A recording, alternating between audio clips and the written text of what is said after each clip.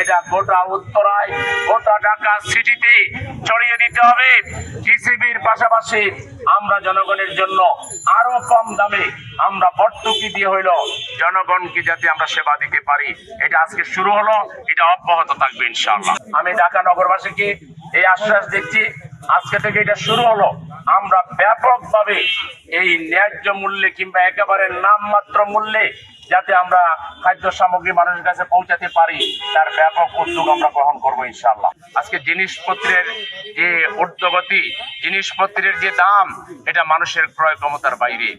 মানুষের আয় বাড়ছে না, কিন্তু খরচ আজকে অনেক বেড়ে যাচ্ছে, হু হু করে বেড়ে যাচ্ছে। আমরা এই বর্তমান সরকারের কাছে আশা করেছিলাম তারা জিনিসপত্রের দাম দ্রুত একটা সীমার মধ্যে নিয়ে আসবেন, তারা চেষ্টা হয়তো করছে, কিন্তু আমাদের দেশের কিছু অমানুষ, মানুষ নামের কলঙ্ক কিছু মানুষ, তাদের পরিচয় রাজনৈতিক পরিচয় আছে, তাদের বিভিন্ন সামাজিক পরিচয় আছে, তারা সিন্ডিকেট করে, তারা বাজার সিন্ডিকেট করে, তারা পরিবহন সিন্ডিকেট করে, নানা সিন্ডিকেটের মাধ্যমে আজকে বাজারকে নিয়ন্ত্রণে আনতে তারা বাধা হয়ে দাঁড়িয়েছে। আমরা সরকারকে বলবো, কারো চেহারার দিকে না তাকাইয়া জনগণের যে ত্যাগের বিনিময়ে আপনারা ক্ষমতায় এসেছেন, সেই জনগণের চেহারার দিকে তাকান। আর দল মতের ঊর্ধ্বে উঠে যারাই চাঁদাবাজ, যারাই টেন্ডারবাজ, এদেরকে ধরে নিয়ে প্রকাশ্যে দিবালোকে বিচার করুন, এদেরকে প্রতিহত করুন।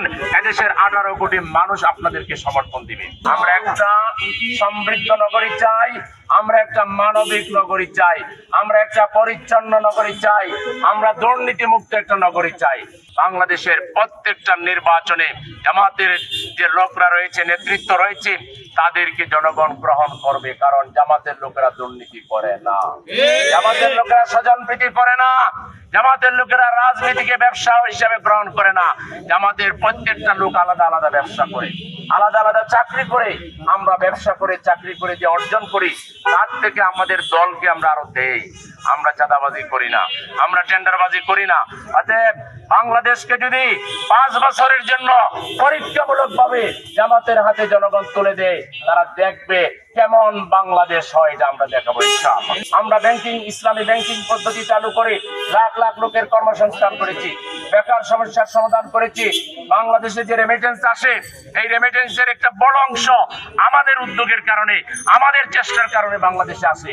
আমরা ক্ষমতায় না গিয়ে তো অনেক স্কুল, কলেজ, মাদ্রাসা, ইউনিভার্সিটি, হাসপাতাল, আমরা বিভিন্ন অবকাঠামো তৈরি করে আমরা প্রমাণ করেছি, রাষ্ট্র আমাদের হাতে আসলে জনগণ নিরাপদ থাকবে, রাষ্ট্র নিরাপদ থাকবে, দেশ উন্নত হবে, সমৃদ্ধ হবে।